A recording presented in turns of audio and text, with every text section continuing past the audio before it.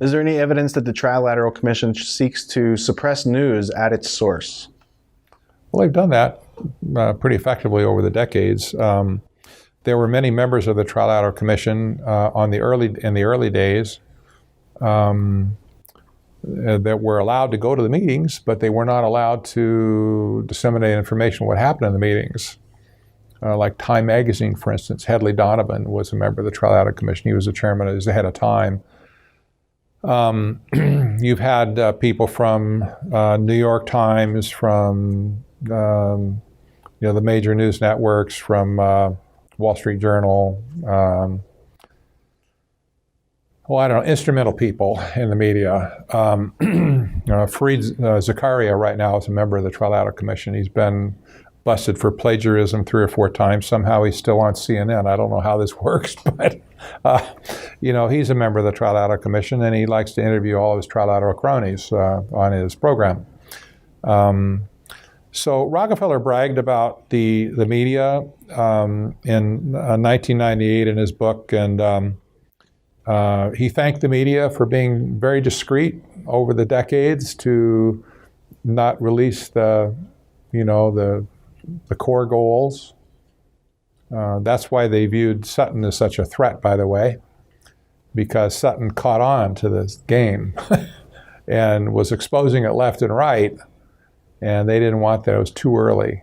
And it may be, interesting enough, it may be that today I might not get any resistance whatsoever because they figure, hey, the horse is out of the barn, guys. We don't care what you say now. We don't care who knows. So. But at that time, Antony Sutton was working at Stanford Institute, or the Hoover Institute for War and Revolution Research? War, Peace, and Revolution, yeah. Can you recount how your co-author at that time got fired by David Packard, and why? Well, according to Tony, the research that he was doing was zeroing in on this group. He was, and you remember his backdrop, what his claim to fame was, he literally wrote the book on the transfer of technology from the West to the East. His technology series written during the 60s were just seminal works, still are, as a matter of fact, throughout the world. And he was the guy also that wrote the book Bolshevik, or the Wall Street and the Bolshevik Revolution, Wall Street and the Rise of Hitler. And he documented totally how the Wall Street crowd had supported and aided and abetted and enabled these movements, these revolutions to take place, and Nazi Germany to take place.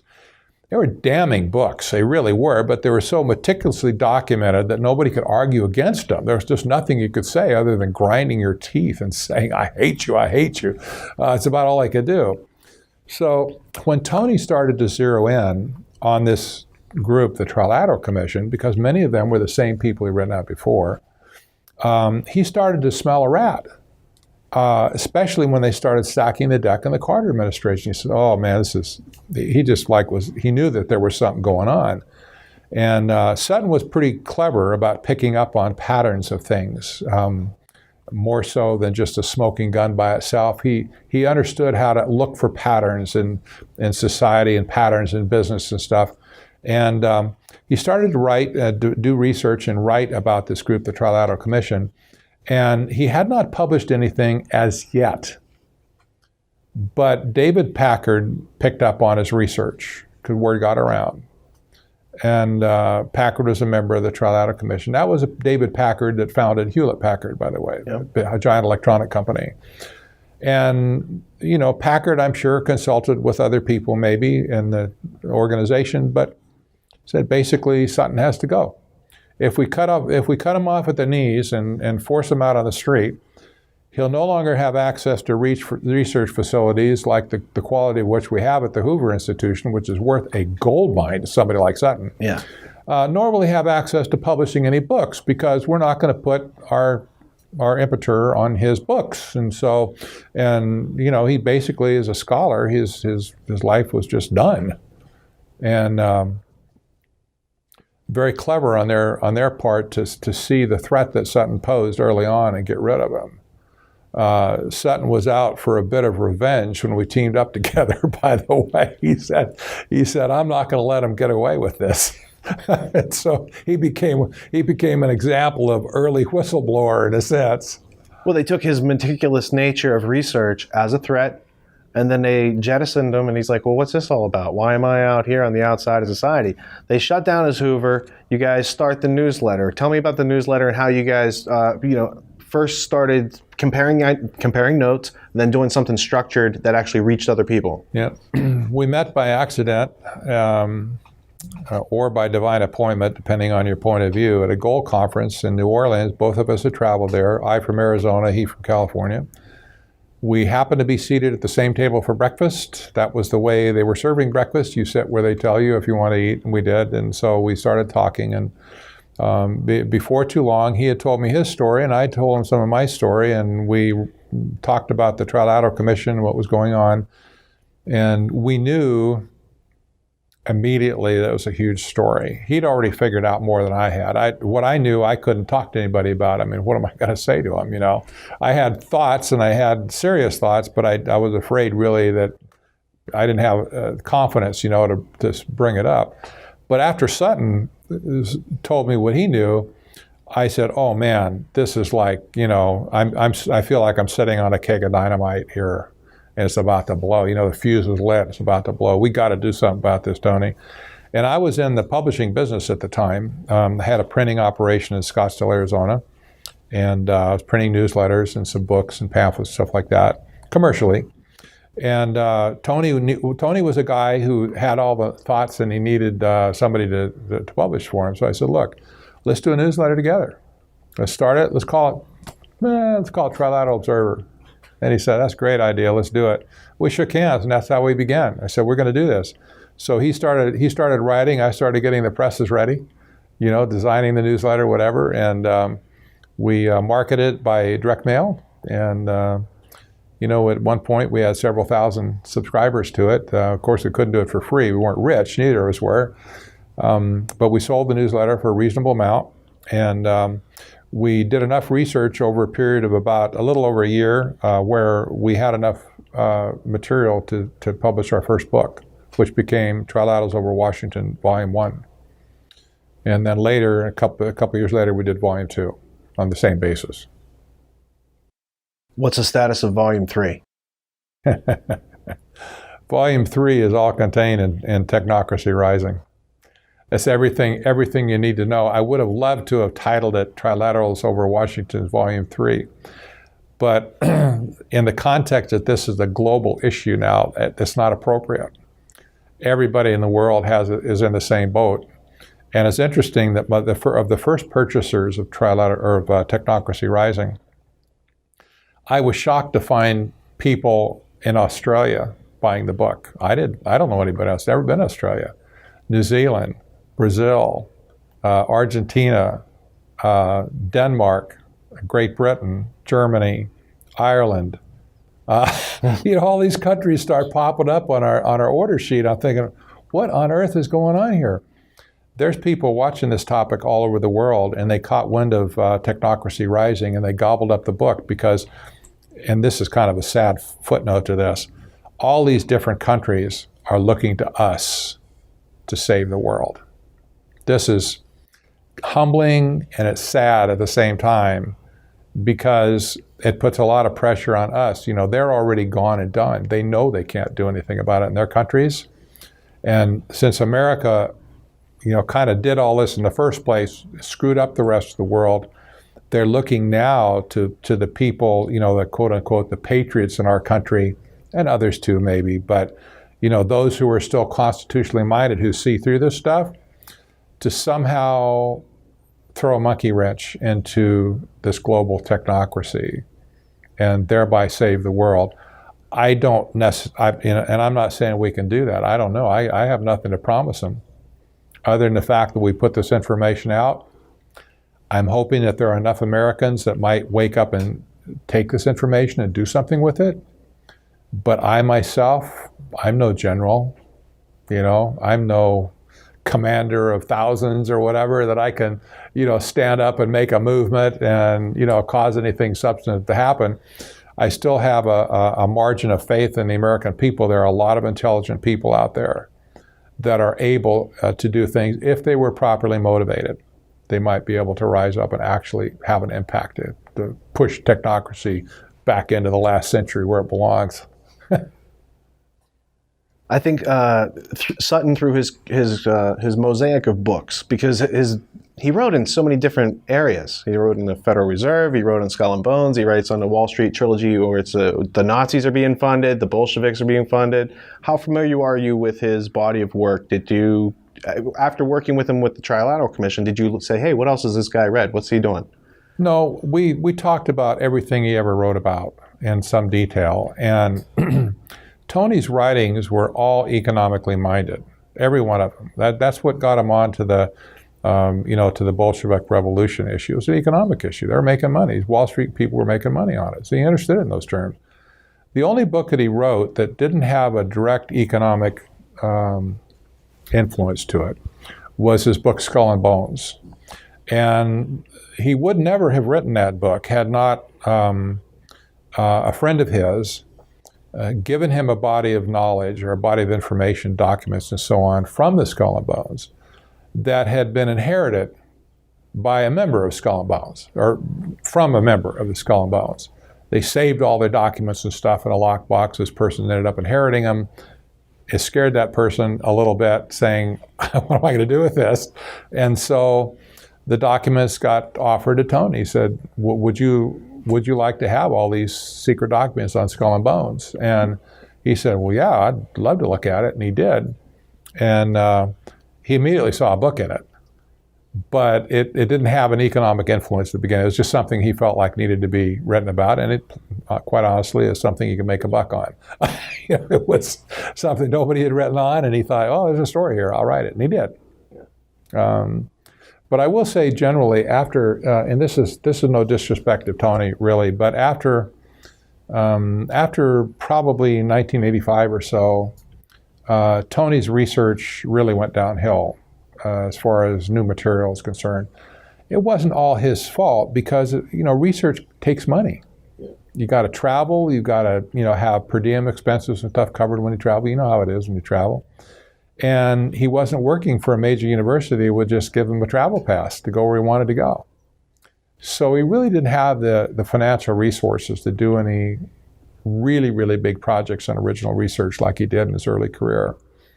And that showed in his work, in his books, the writings and stuff that he had. He just didn't have the bulk of material behind him that he would have liked to have had. Do you know the name of the individual who provided him with that information about Skull and Bones? I do. I'm not telling. All right. I interviewed her. That's fine. All right, you can say it. That's all good. You can say it, but I'm not. just because. All righty, where are we at here? We're almost down through these questions. Mm-hmm. Because I would have just said Charlotte Iserbyt providing those documents to Sutton also ties into Common Core, what she's talking about with the Soviet and American systems being merged. That is definitely an agenda. Yes, and by the way, those were Brzezinski's exact terms. He called the Technocratic era the merging of the American communist transformation or whatever. The exact words he used. And that's pretty much exactly what's happened. Do you remember what Brzezinski had to say about Sutton? I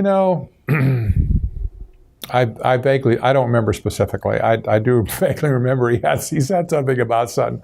Tell me what he said. I believe it's in Between Two Ages, yeah. And I don't remember the page number, but it's a footnote. Okay. And he said, if you really want insight into Western interventional, Soviet technology, the scholar is Sutton. Okay. Now, later on, they use Sutton's name to marginalize people. It's like, oh, you read Sutton, and you're a fringe person. And it's like, hey, Brzezinski. Brzezinski's talking about him. He read Sutton. Yeah. He found it valuable. Yeah. Do you happen to know who wrote the Earth Charter? Well, the instrumental party in that was Stephen Rockefeller. And, oh, no, not another Rockefeller.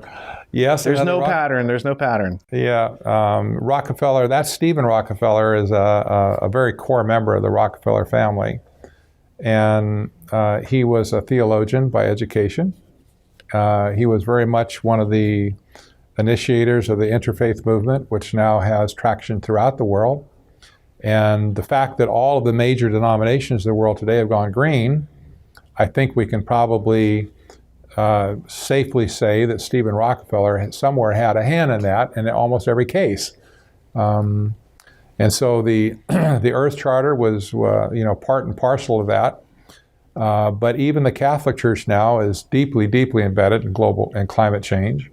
The Pope has said he's going to issue a major encyclical in June on climate change. This is in preparation for the big meeting next November that the United Nations is having on climate change. And all of the other religions, the major religions of the world, if you go and look at their website, you'll see that they're green. All is talking about sustainable development, about global stewardship, sustainable planning, sustainable development. Planning and sustainable development. All these terms are being thrown around, and they've been completely co-opted. I'm sure they don't recognize how they've been co-opted, but they have been. And so, if you take the Catholic Church, Episcopal Church, Presbyterian Church, all the major Christian denominations, they're all embedded in it. And it's also interesting to see that Islam is also embedded in it as well, just as heavily. They agree in everything. If I had to think of a connection between that, I'd say World Council of Churches, the Dulles brothers, and St. John Philby, because that was like they were running the Arab Nazis together. There's a whole line of thought, and I want to talk about your interview with Martin Erdman in a couple questions. Then let me forget that. But right before that, let me mention before we get off the Nazi connection here. I have a friend whose name is he's an author. His name is Mark Musser. Musser, and Mark has written a book some time ago called Nazi Oaks, and it's about the green connection in Nazi socialism. Stunning book. It's just a fantastically well-documented book on the green agenda that existed in Nazi Germany. And if Hitler had been alive during the Brundtland Commission, he would have cheered the term sustainable development. He just didn't beat him to it. But there is a distinct connection of the green movement today with the green movement that existed in Nazi Germany at the time that existed nowhere else in the world, by the way. It was in the mindset of technocracy, but it had never yet been put up on a national level like it was in Nazi Germany. Just a sidebar. Oh, I got the lights on you now. Where were you? Where were you on July 27th, 1979? Do you recall, sir? No, I don't. What happened? I think you were on an Iowa radio station. I only know this because I read your appendix. Okay, that's fine. Appendix 3, okay, I think, or that's Appendix right, 2. That's right. That's where I was. George S. Franklin. Yeah. You and Dr. Sutton had a little conversation with the gentleman. You happened to transcribe it. Do you recall anything of that discussion? Well, we had debated several members of the Trilateral Commission over a period of time, and we did it on the basis of, hey, point, counterpoint, let's get these people out to play, so to speak, get them in the public eye. Radio hosts went along with it on a local basis, local markets, and we'd find out where these people lived, and we'd call radio stations till we found somebody that'd be willing to do a little point, counterpoint argument debate. And we found somebody in that city, and they contacted George Franklin. He agreed to come on the air with us. And Sutton was on remotely by phone. I was on remotely by phone, and I think Franklin was as well. And we had a long discussion about trilateralism. We asked him questions. He evaded almost every one. But it certainly revealed a mindset that was the reason we transcribed it, because it totally revealed this paternalistic mindset. Like, run along, little boy. You're asking childish questions, sort of thing. And either you're not equipped to understand our sophisticated answers, or maybe you just shouldn't ask that question in the first place. So all the substantive questions we asked him, he dodged. And it was obvious that he dodged them, even to the radio host at the time. It's like, give me a straight answer, would you? I was pretty impressed for a 1970s Iowa radio show. The content of that show, it's very substantial content. During the Carter administration, you and Dr. Sutton did about 350 radio interviews leading up to Larry King. Tell me about your Larry King appearance and the experience with Charles Heck of the Trilateral Commission. Charles Heck was the executive director of the commission at that time. He was not a member. He was like the executive director, the guy, the CEO or whatever, not herding him around, but taking care of all the business affairs. Yeah. But he came on as a spokesman for the Trilateral Commission. Larry King agreed to have us on for 1 hour, the first hour of the program. He was on Mutual Broadcasting Network at the time. It was overnight radio. It was the biggest show in the nation by far. And it was a 3-hour program. He only wanted us for 1 hour. So I flew back there to New York City for a 1-hour show. This sounds kind of nuts, but we figured, hey, it's a good opportunity. We'll go back and do it. And Charles Heck showed up in the studio. I sat across the table from him. Larry King was on the end with all the radio microphones and stuff around. And we started the program. It was all a call-in program. That's what kind of made Larry King Larry King. He let people call in. And so Charles Heck would say something about the Trilateral Commission. I might say something. And then, hello, caller, what's your point, whatever. The callers were universally angry for the whole time. They'd call in and just, whatever. They'd take exception to what poor old Charles Heck was saying, and they'd just rat him and throw eggs at him and rotten tomatoes. And, I don't know, I guess they had a curse button so they could, or a delay, so they cut out the cursing. But after the caller was done, it afforded me an opportunity to set the record straight that the caller invariably would have either bad information or it was skewed information. I said, well, it's not quite like that. It's really like this. And then I would just simply quote what they had written maybe in the Trilogue magazine or whatever, take it right out of their stuff. Laying out the truth was more damaging than what the caller could ever have done. But in a sense, it defended Charles Heck. Because every word he said, people got mad at him. And so we're supposed to have a 1-hour show. It turned into a 3-hour program. Larry King, it was so hot, Larry King could not stop the mic. And he just kept going. We went for 3 solid hours. Phone call after phone call after phone call, same MO all the way along the way. Caller would be irate, yelling and screaming and hopping up and down, you could tell. And Charles Heck couldn't defend, and then I'd jump in and kind of set the record straight on what the guy was really trying to say. Well, no, this is what the Trilateral Commission really said. And, of course, Charles Heck couldn't dispute that because it comes right out of their publication. And in the end of it, Charles Heck viewed my role in the debate as actually defending him from these angry callers, and he thanked me for it. And Larry King ended the show. He's a liberal, totally liberal, progressive mind. And he merely, as he shook our hands and ushered us out the door, the only thing he could do was shake his head and say, I've never seen anything like this in my life. That's what he said. I've never seen anything like this in my life. And he thanked us for coming, and off we went. And it was still the middle of the night, and I was going to take another red-eye back to Phoenix. And so Charles Heck and I went to breakfast together down at Denny's. And we had a nice conversation. He thanked me for, helping him out, so to speak, defend him from these bad people. I don't know that he ever really caught on that I was, doing him more damage than he could have ever done to himself.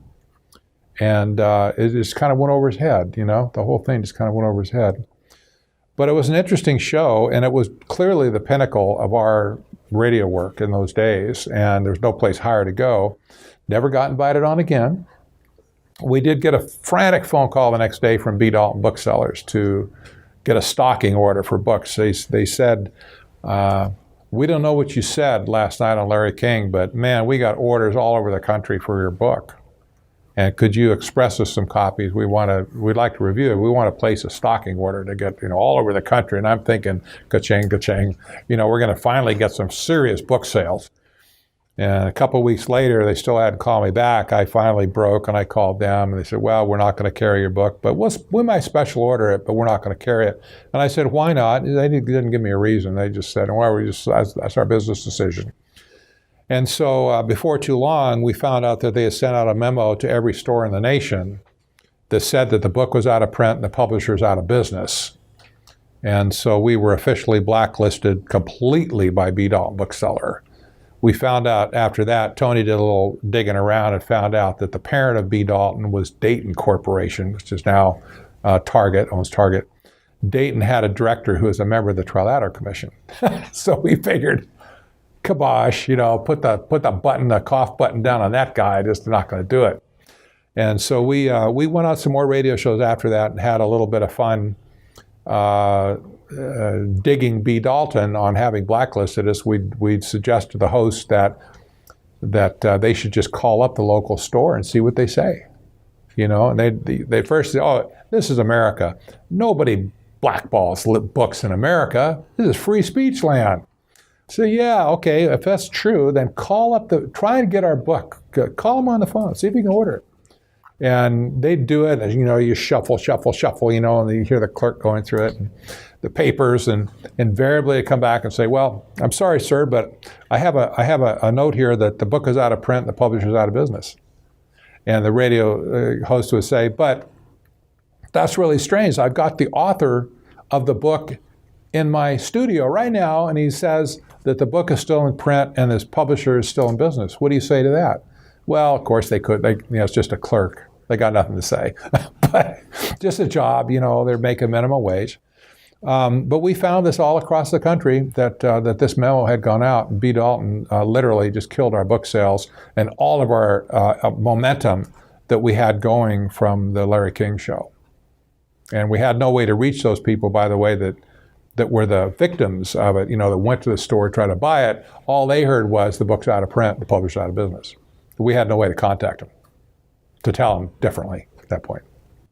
So you were mentioning that you have joined this elite club, this very small club of authors who have had their book blacklisted for political purposes. You and Sutton, I believe Carol Quigley also details how they told him it was out of print and his publisher lied to him, and then he found out the Council on Foreign Relations owned Macmillan. It's just like it happens over and over again when good information is meticulously researched. They want to put the kibosh on it. They want to drop that term like conspiracy theory. There was an FBI memo back in '68 when Ed Epstein had written his book about the Warren Commission, and they said, hey, how can we take this down a notch? And they're like, use this term conspiracy theorist. They did something different with you guys. They focused a popular situational comedy, Barney Miller, and they had this up-and-coming actor, Jeffrey Tambor, talk about the Trilateral Commission. How accurate is what they put in that script to reality? It was very, very accurate.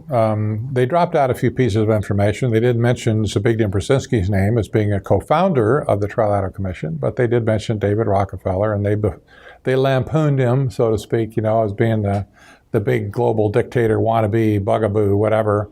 And but by and large, the guy's claims were pretty accurate. And if they were not accurate, there would be no ability to discredit our work, because it was almost like they took some of our work verbatim and put it in this guy's mouth.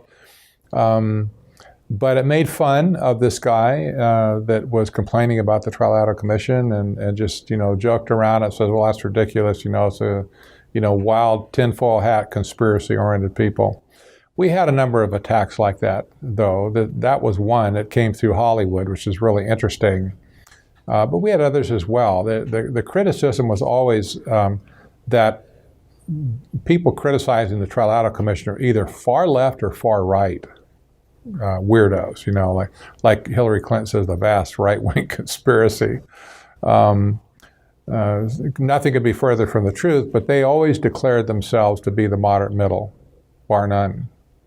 And so another attack, interestingly, came with the publication of another book by a far left organization on the Trilateral Commission that included in it a ton of misinformation about a lot of truth, but a lot of misinformation about the Trilateral Commission as well. And so that gave credence to their criticism. Well, it either comes from the far left or the far right. So they identified the far left, and then they would just kind of hint at us being on the far right. But they marginalized us. That was the key. They marginalized our work and our efforts. Then we had the Barney Miller thing come along. Then we had the blacklisting come along by beautiful booksellers. And by the time they were done with us, we were pretty much done for that inning in any case. And when Ronald Reagan got elected, of course, all of the conservative movement just laid down and rolled over, figuring the cavalry had arrived, and they don't need to fight anything anymore. They just got done, getting beat to death with Jimmy Carter, and they just were so exhausted, I guess, maybe with all the emotional ups and downs of the Carter administration. They figure, oh man, we're done with this. We're back on an even keel again.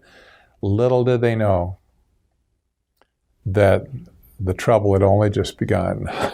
They didn't know. I really enjoyed your interviews on the Mind Renewed podcast with Dr. Martin Erdman. How does the World Council of Churches play into technocracy, or does it run parallel? How is it laid out on the board? No, this was really an effort, I think, of people like Stephen Rockefeller and his religious crowd to convince the church organizations that they need to embrace sustainable development. Exactly how he did it, I wouldn't really want to venture, but there they are. The World Council is leading the charge. The National Council of Churches is leading the charge. The whole various interfaith movements are leading the charge. It's everywhere. It's incredible. And in fact, there's a book published called Green Faith that talks about the whole religious makeup of the world now has turned green. It is a new faith. It's a new belief system that goes across borders. I mean, when H.G. Wells wanted to create a new world religion, what could it be? Could it be technocracy? Yeah. It could certainly be scientism, if not technocracy. Scientism is the basis for technocracy and for transhumanism as well. They're like Siamese twins, if you will, joined at the hip. And scientism is very much a religion. The God is science. The priesthood is a science and engineers. And in a very real sense, the priest climb up the mountain of science, listen carefully into the volcano, whatever, to hear what science is saying. And then they come down and they share that with the rest of us who don't get the privilege of seeing for ourselves what science had to say or the documentation for whether it's truthful or not. But they come down the mountain and they say, well, and I might say they come down the mountain with the tablets, inscribed with whatever we need to do. And they say, thus saith the God of science. You will do this or that. And the people go, are you sure that's what the God of science said? Yep, we're sure. Hey, don't question us. We're the priesthood here, man. You didn't go up the mountain. We went up the mountain. And if you don't obey the God of science, you better look out because you're going to get punished. That's what gods do when they're angry. They punish the people. And, we can see this priesthood religion played out going all the way back to St. Simon in the 1800s, early 1800s, all the way through technocracy, all the way through the modern movement of transhumanism as well. And it's basically science is the new God, and we should all do, our homage to the God of science and not question what the God of science says. At least that's certainly what Al Gore would say, right? He says, of course you must believe the way I believe, and if you don't, we can be sure you deserve to be punished. So don't be surprised when you get punished. I think people are enamored with transhumanism, the singularity that Kurzweil has written about, the fact that Kurzweil is working at Google, the fact that Google says don't be evil, and yet they're acting evil. There's another ominous continuity trickling down. Transhumanism seeks to use the technology to basically eradicate death and live forever. That's right. What is the purpose of death in this life?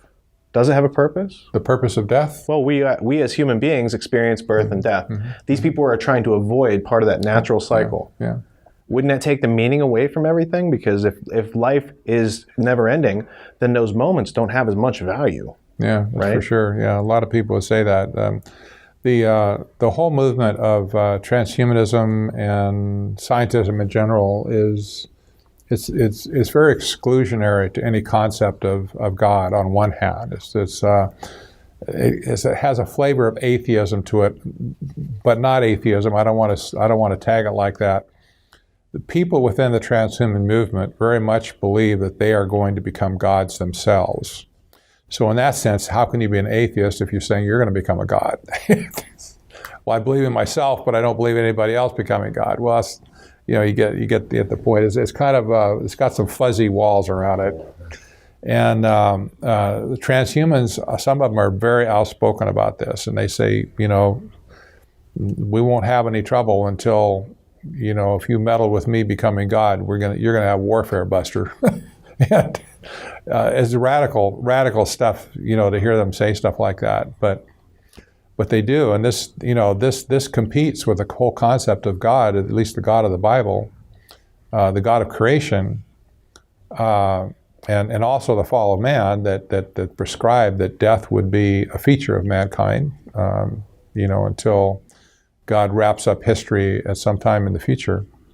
And the Bible says, the New Testament says very clearly, it's appointed for a man once to die, and then comes the judgment. That's the way God appointed things. And these people are making an end run around, what the God of the Bible says. And so, okay, fine.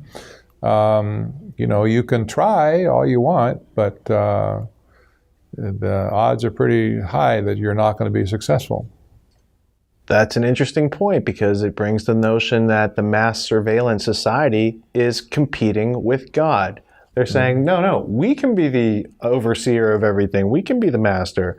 So what are the parallels that you see between the GCHQ, NSA, building these huge data farms to store everybody's everything for basically forever? Yeah. This is an expression and a necessity. It's an expression of technocracy. It's a necessity for technocracy to operate. They must have a monitoring system in place in order to engineer the social engine, the social mechanism. I don't put any other criteria on collecting data other than that. And here's my proof, or here's my reasoning on it anyway. The intelligence community in America was completely revamped in 2005 by George W. Bush.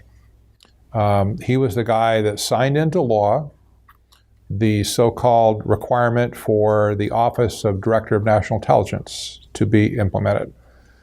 The ODNI would take authority and control over all 17 agencies of the country, intelligence agencies. He received line item budget control over every agency. He was charged with restructuring the agencies to all work together as one. And he was given incredible powers to orchestrate all these changes in our intelligence system.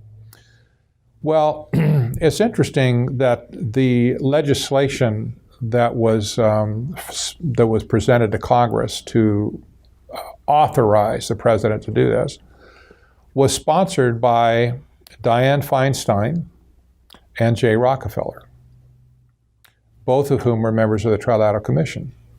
Interesting. And then George Bush said, that's a great idea, whatever. He didn't veto it. And he established the office of the ODNI, or the DNI, Director of National Intelligence. The first person that he assigned to that super important role was John Negroponte. You can say a lot about John Negroponte in a bad sense, stuff he did in South America, whatever. He's always had a cloud around his head on bad stuff he's done.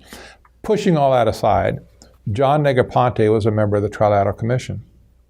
So here you have the law was proposed by members of the Trilateral Commission. The position was filled by a member of the Trilateral Commission. And so when the whole intelligence network of our nation got reorganized, who did it? Who was the one responsible for doing it? A Trilateral Commission member. In other words, did they orchestrate the intelligence community to serve the American people in any way, shape, or form? Or did they do it to serve themselves? And if they did, what was the purpose? We've already established the purpose to create a new international economic order as technocracy. We've already done that. We don't have to lay that groundwork again. But the DNI became singularly responsible for every intelligence agency. In fact, I found documentation that refers to the NSA merely as an agent of the DNI. Yeah. That changes everything. That means the NSA is not a rogue organization. It means it's completely co-opted into the authority of the DNI, who's calling all the shots, who have been members of the Trilateral Commission. You see, they're setting up their monitoring network, is what they're doing for the whole system, not just here but around the world as well. And this is unmistakably a trilateral operation that we have going on right here. And seeing it in that context makes a lot of difference in understanding how close we are to implementing technocracy. And coming from a computer background myself and professionally, as I understand it, what I can tell you is they become very good at collecting information, vacuuming it up from all parts of society. You've got Obamacare, you've got Common Core sucking up information on the kids. You've got all of the other, all the financial records, the co-opting of telephone calls, of emails, all that kind of stuff. It's all going in a master database. They've learned how to collect things very well. All the fusion centers around the country are collecting information. They've learned how to collect it and store it. But computer technology has grown in that area. The collection and data storage has grown radically in the last 10 years.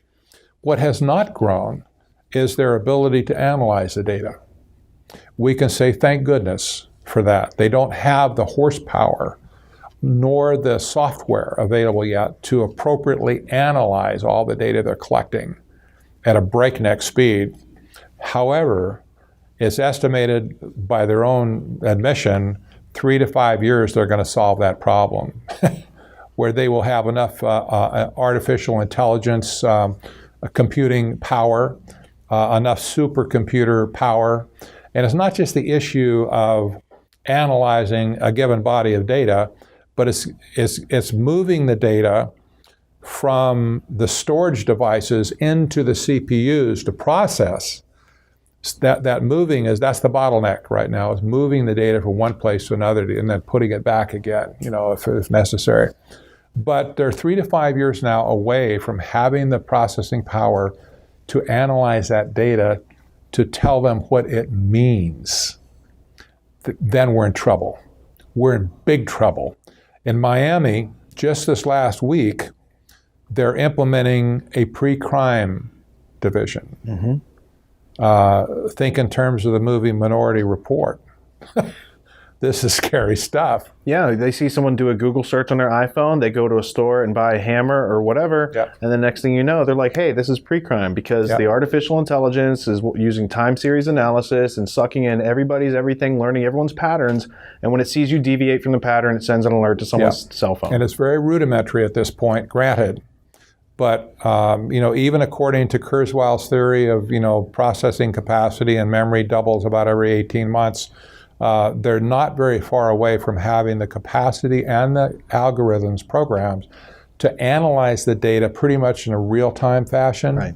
And when that happens, life is going to change in our country for the worse. And this is an expression of technocracy.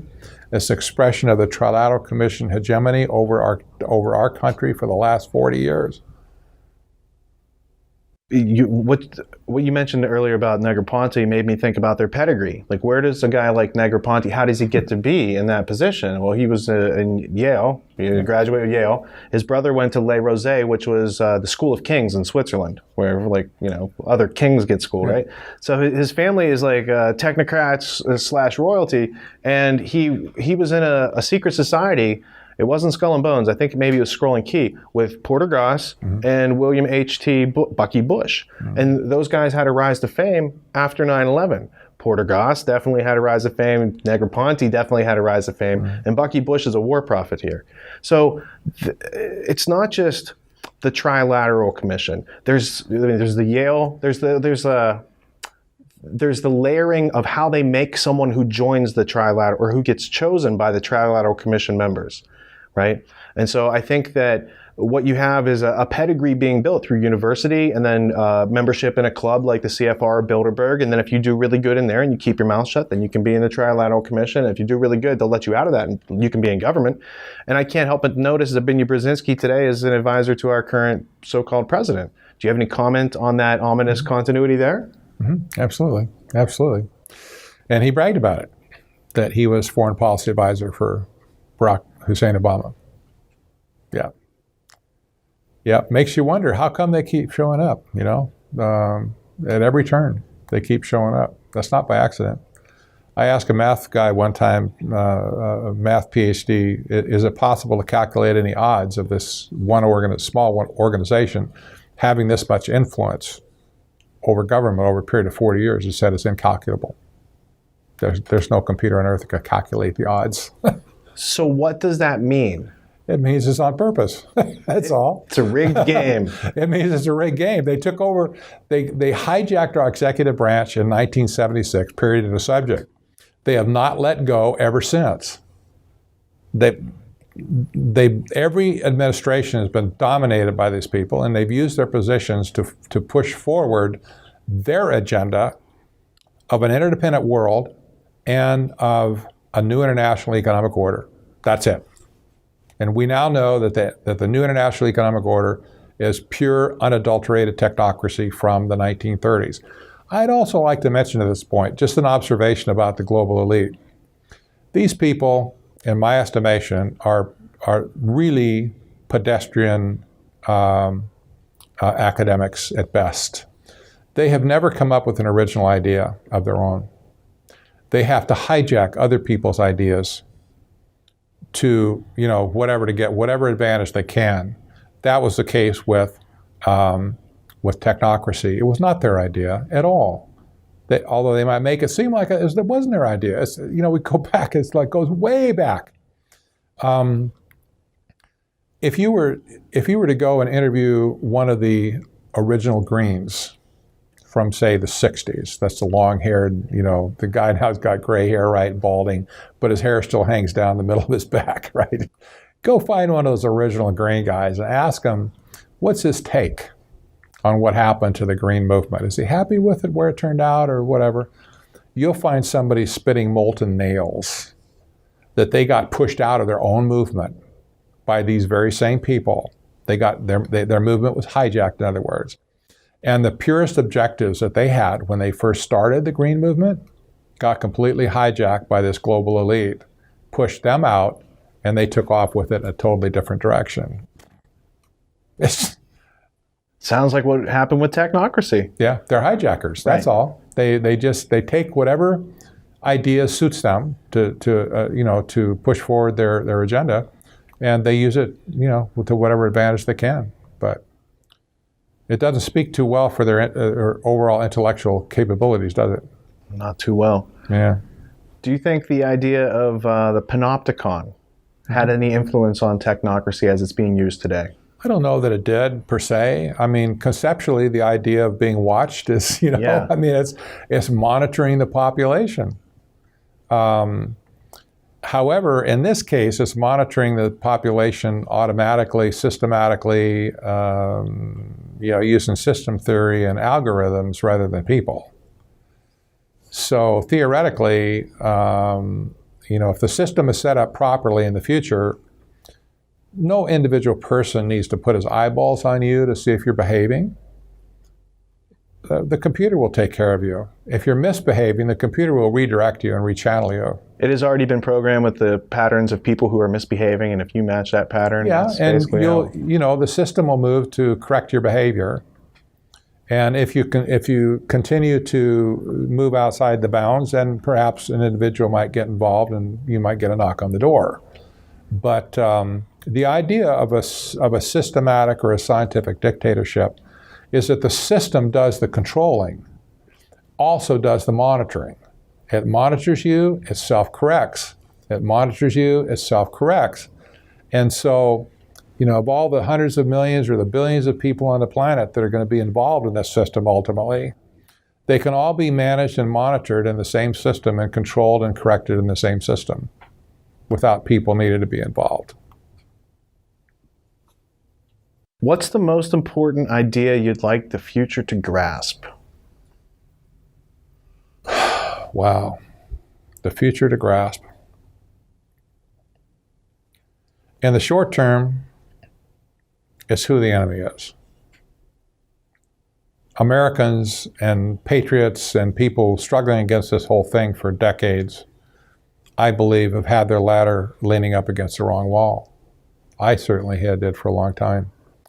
I'm almost embarrassed to say it, but I mean, there's no point being embarrassed at this point. You know, the cat's out of the bag. We know what they've done. We know who did it. But America will never succeed in any resistance against these people unless we clearly see who the enemy is. That kind of thinking goes all the way back to the great Chinese military philosopher Sun Tzu, who said, if you don't know the enemy, you cannot possibly win the war. And we've been trying to win the war for 40 years, and we've lost. We're worse off today than we've ever been off in the last 40 years. So something has to change in America. I think that what primarily what needs to be changed is we need to see the enemy for who he really is, and then and only then can we really take and make a target out of it, if you will, to push these people out of influence in our country, if it's possible at all. That's in the near term, know the enemy. In the longer term, you'd like some vestiges, some memory of liberty to remain in the hearts of men. This might be difficult when we have none, if that's where we're headed. But be that as it is, if we lose our liberty in this country, we lose, liberty generally throughout the world. People will be living in a scientific dictatorship-like society. Liberty will be historical curiosity. Only hopefully enough people will keep a seed of liberty in their heart where somewhere down the road, liberty and freedom might be able to crawl out of the dark cave back into the light of day again. I think that was a good last question. Do you have... You want an anecdotal story? What do you got? Well, I'll tell you one. We need something for the credits while they roll. I don't know if this will work or not, but back when during the 1980 election campaign, Ronald Reagan was campaigning against George Bush, nose to nose, fierce battle going on. And basically, whoever wins Florida, it was down to the point where whoever got Florida was going to win the nomination for the Republican ticket. And George Bush was campaigning and stumping in Florida like crazy. It was getting down to the wire for the, if he didn't win Florida, he was out. And people had been dogging him in the campaign speeches he was making with our book, Trilaterals Over Washington. And you know how distinctive the colors are, red and white. It's very easy to spot from even 100 yards away. And people were holding his book up in meetings, when he'd speak, and ask him, "Are you a member of the Trilateral Commission?" And, he'd give some lame answer, whatever, and just move on. But people were quoting other things. "Well, is it true the Trilateral Commission does blah, blah, blah," whatever. Hey, he didn't like to answer those questions, needless to say. His last stumping speech was in Dade County, Florida. And somebody held up a book and started to ask a question. And he did a complete meltdown, turned beet red, started yelling, cursing at the guy. He snapped. He just couldn't take it anymore. "You people with, whatever." You probably watched the Barney Miller episode the night before or something. He was hollering at this guy, and he got so angry, he just ended up walking out.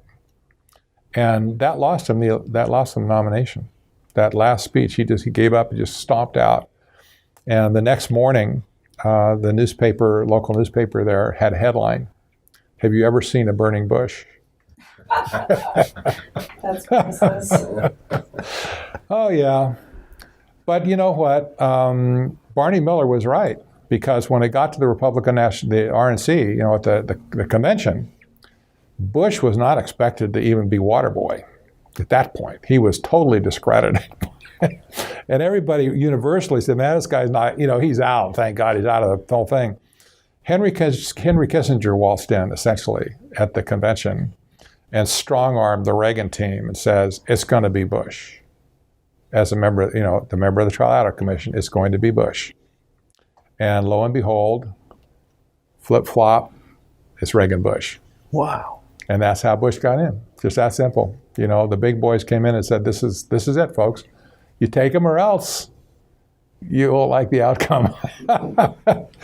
So that continued the trilateral legacy right through the Bush administration and through Clinton and Gore and through Bush Jr. and with Dick Cheney. There's an ominous continuity between World War II, because Nelson Rockefeller worked in psychological warfare. Henry Kissinger was picked up and recruited in through that special group. And then that all comes forward. So when you see, Prescott Bush had been financing Nazis, and Nixon, that's how he came to power in the 50s, is he was with the Navy when he was going through, and he found these Justice Department memos, and he's like, hey, wait a minute, Operation Paperclip, and Dulles said, let me help you with your campaign. Yeah. So it's just, all these layers can't be realized in context till someone like you does all this research. And it's like, you've heard these names before, but now here's the context. Here's how they fit into a story of history that applies to billions of people around the world. Your latest book, Technocracy Rising, puts it in a very coherent order where it's not written above the average individual's ability to understand, but it is written at a point high enough where you can really respect it and dig into the references and find out for yourself if what you're saying is accurate. And I think when you compare the statements, the declarative statements made in that book to our reality, it has a very, very high recognition rate where it matches up. And so what I'm saying is that's a very artful description of our reality. I think it's going to be long lasting, even though people are going to outgrow this part and we're going to learn about freedom and we're not going to let these guys rule over everything forever. We are at a point in history where it's in question. Mm-hmm. The right and left side of the teeter-totter is not being balanced toward the middle at all, and something's going to happen if we don't do something as individuals. So Patrick, I would like to thank you for spending so much time today, not only 3 hours this morning on the radio, but the several hours here in Ernie's dining room. It's been an honor and a privilege. I appreciate your time and talent to put it together.